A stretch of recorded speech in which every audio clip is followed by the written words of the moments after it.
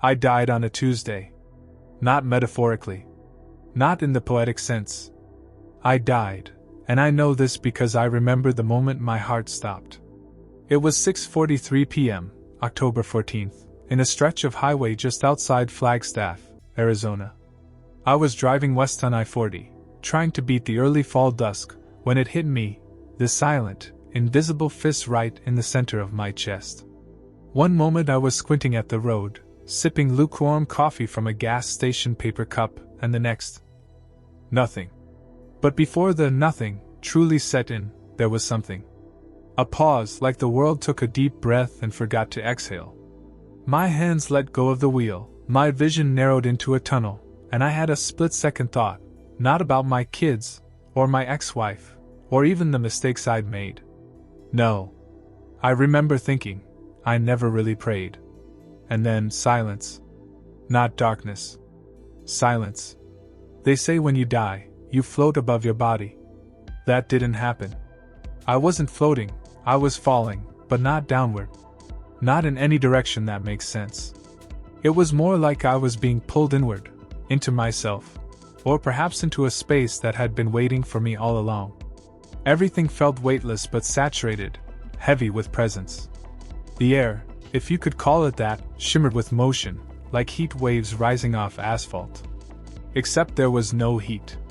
Just this strange awareness. I was still me, somehow. Still Alex Mitchell. 55 years old. Retired fireman. Divorced. Father of 2. A man who once believed in God the way you believe in air. You assume it's there because you're alive, but you never really think about it unless you start to suffocate. Now I was somewhere else. Not heaven. Not hell. A kind of corridor, not made of walls, but of memory and motion. Shapes flickered around me, some familiar, some alien. I saw pieces of my life, like glass shards floating in water. My high school graduation. The first time I kissed my wife. The night my father died. But they weren't playing like a movie. They were alive, pulsing, reacting to me. Judging me. I was seen. Fully, finally. And then, the vision. I didn't walk to it. I didn't move. It arrived. The gates. They didn't swing open like medieval doors or golden arches. They shifted, fluid, radiant, moving like living architecture made of time and light. They weren't built from stone or metal. They were woven from something older than matter itself. And behind them, I couldn't see clearly, but I knew. It was Jerusalem. Not the city on earth. No. The true Jerusalem. The one you hear about in Revelation. The one that descends. This place wasn't on a map. It was a realm. And the gates, they were not just entrances, they were beings. As I stood there, or floated or hovered or existed, I realized they were not static. The gates were moving. They were closing. Panic hit me, sharp and clean. I tried to move forward, to scream, to plead. But I had no voice. No limbs. Just intention. Just regret. That's when I felt him. Not a figure. Not a face. A presence that cracked the fabric of everything. He didn't need to speak. His name didn't echo. It resonated from within me, as if it had always been written on my bones. Jesus. Not the meek figure in paintings. Not the Sunday sermon version. This was glory. This was return. This was judgment and mercy, entwined like fire and water. And I was not ready. I realized that in the silence between heartbeats, in the space where breath once was, my soul had no ground to stand on. I had built nothing. No prayers. No relationship. Just nods toward God when things got bad. And now, I was here. On the brink of something eternal. I tried to cry. I tried to pray. But prayer was a language I barely remembered. Until I spoke one phrase. Quietly. Desperately. Without knowing where it came from. Lord, have mercy on me. A sinner. And the moment I said it, the gates paused. The motion slowed. The light shifted. Something had heard me. And then, I was ripped backward, torn through space, through time, through skin. I gasped. Air filled my lungs like fire. My eyes opened to the blinding glare of an ambulance light. I had died. And come back. But something inside me had stayed out there, near the gates. And I knew they would move again. When you come back from death, you're not just alive. You're exposed. Split open. Like someone peeled back your soul, stared into it, and didn't quite seal it shut again. The first week after the incident, I barely spoke. My ex-wife, she came to the hospital, sat silently in the chair by the bed. She thought it was trauma. The doctors called it post-resuscitation confusion. But none of them understood what I was really feeling. I wasn't confused. I was haunted. Not by ghosts. Not by demons. But by something far more terrifying. By eternity. I started seeing movement in still places. Not with my eyes, with something deeper. Mirrors would shimmer slightly in the corners. Shadows would twitch, not ominously, but meaningfully. As if saying, "We see you. You remember." At night, I'd dream of the gates again. Still moving. Still alive. Still woven from something that doesn't belong in this world. Except now. I was on the outside. And they were closing. I saw souls, human shapes of light and dust, reaching out, crying, desperate to enter. But it was too late.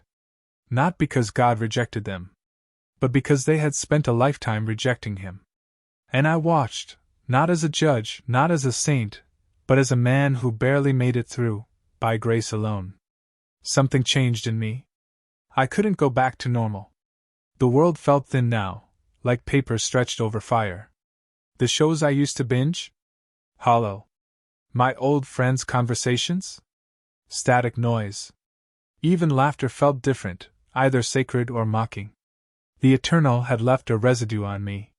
And with it came a strange, growing fear. Not fear of death, that had already happened. But fear of the living.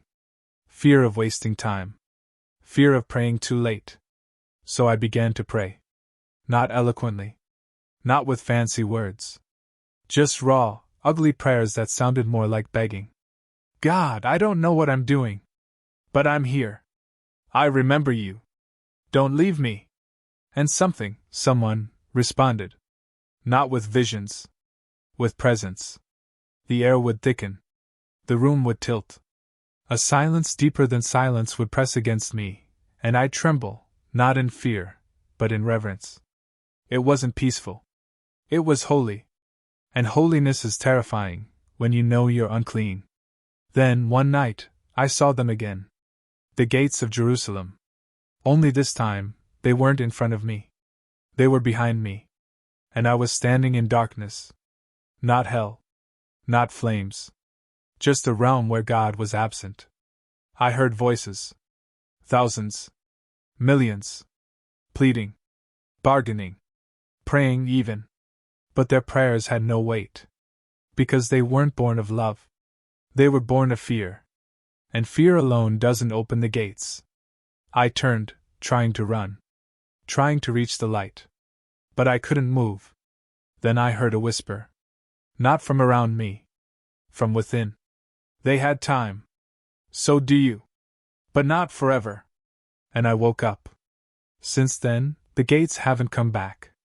But the urgency has. There's a ticking I can feel in my bones now. A countdown. Not to death. But to His return. I don't share this to scare you. I share this because I was one of you. I lived without prayer. I existed without surrender. I thought belief was enough. But now I know. Belief without intimacy is like breath without air. Jesus isn't returning as a man on a donkey. He's returning as King, as Judge, as truth that burns through illusion. And when He comes, the only thing that will matter is, did you know Him? Or did you just know of Him? Pray. Not tomorrow. Not when you're ready. Now. Speak to Him. Even if it's broken. Even if you're not sure He's listening. Because He is. He's listening now. And the gates are still moving. I stopped watching the news. It wasn't a decision. It just stopped making sense. Political chaos, war, disease, it wasn't noise anymore. It was echo. Signs. Not metaphors. Not. Maybe. The world is groaning. I feel it in my bones. In my dreams. In the silence between sentences. Every siren I hear sounds like a trumpet. Every thunderstorm feels like a warning. And every empty prayer I overhear, you know the kind said out of habit before dinner, stabs me with guilt. Because I was one of them. I used to say his name without weight. Now I can't say it without trembling. Something happened to me since that night. Something permanent. I carry him now. Not in my pocket. Not in a cross around my neck. Inside me. Like a fire that doesn't consume, but doesn't go out either. I started waking up at 3:33 a.m. every night. Always the same time. I googled it once. Some people say it's a demonic hour. Others call it God's whisper. I don't know what it is. But every time I wake, I feel like I'm being watched. Not in a threatening way. In a way that says, you know the truth now. What will you do with it? I went to a church last Sunday. First time in years. A small, dusty building with plastic chairs and a crooked cross. The preacher spoke about prosperity. About favor, and stepping into abundance. I walked out halfway through. Because I didn't meet a God of comfort in my death. I met a God of fire. Of return. Of truth that cuts deeper than any lie you've ever told yourself. And then I read Ezekiel 33. I didn't look for it. I opened a Bible at random, and it was there, like a letter addressed to me. If the watchman sees the sword coming and does not blow the trumpet, his blood I will require. I read it over and over. My hands shook. Because that's what I had become. A watchman. And I hated it. I didn't want it. I didn't ask for this. But when you've seen the gates, when you've stood in the shadow of his return, you either warn others, or you join the silence of the damned. So I began to speak. Not to everyone. Just those who would listen. The woman at the grocery store who said, God bless you. Without meaning it, I looked her in the eyes and asked, do you know what that really means? The teenager vaping outside the gas station, I told him. You're not your pain.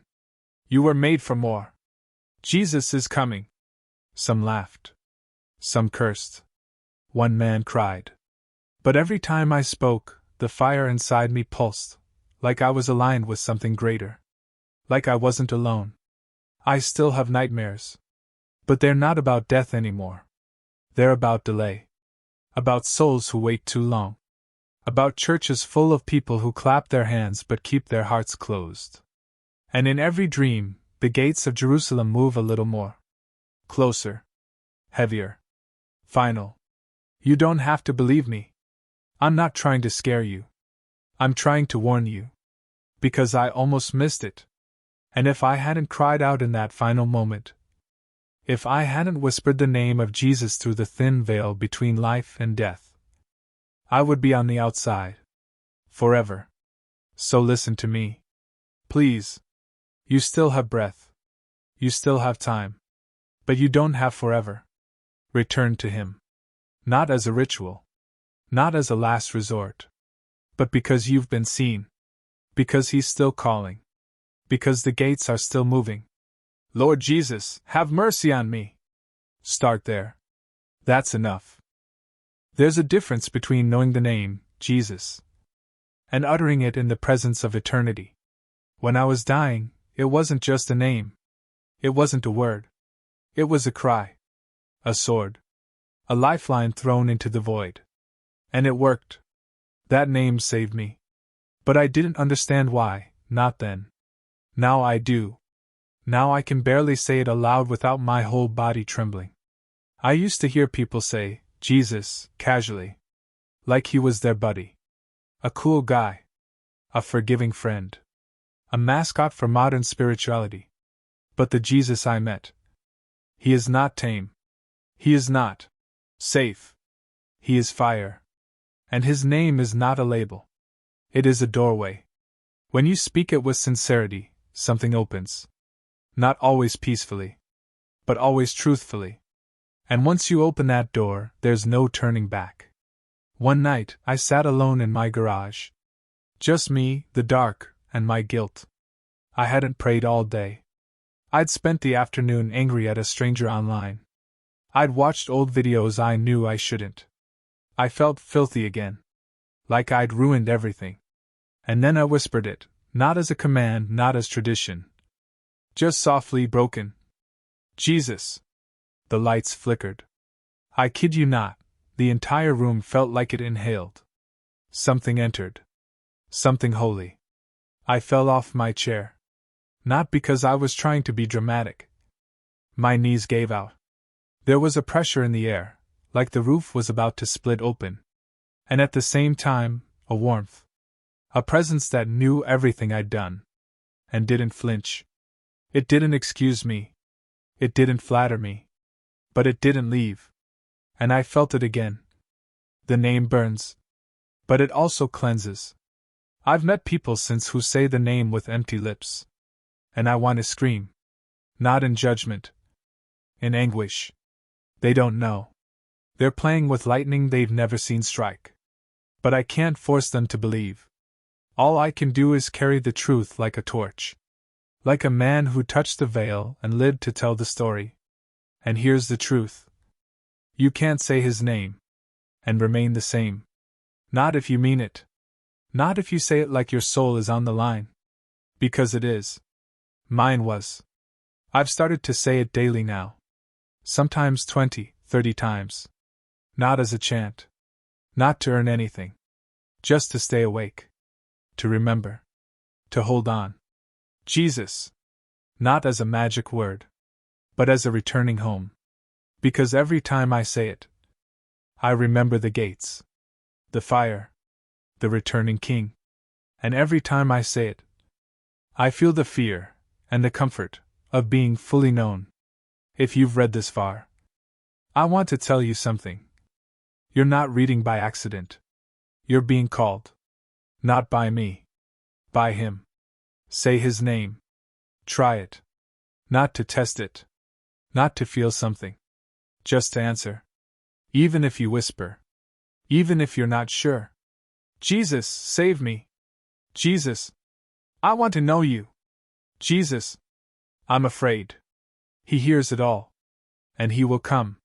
Not always how you expect. But always when you need him most. The name burns. But it heals. It exposes. But it loves. It shakes everything in your life. But it becomes the only unshakable thing you have left. The world isn't silent anymore. It only pretends to be. There's a sound beneath the noise. A hum behind every headline. A trembling behind the smiles of people trying not to fall apart. I hear it more clearly now. Like distant horns, rising over the hills. Not loud, not yet. But getting closer. And I know what it is. I've heard it before. In that place. Before the light. Before the gates. The trumpets. Announcing the return. I don't know the day. I'm not here to play prophet. But I do know the season. And it's not future anymore. It's now. I see it in the people. The deadness in their eyes. The panic they drown in entertainment, distractions, substances, scrolling, scrolling, scrolling. Like if they keep their thumbs busy, they won't have to face the ache in their soul. But you can't scroll past truth. You can't mute eternity.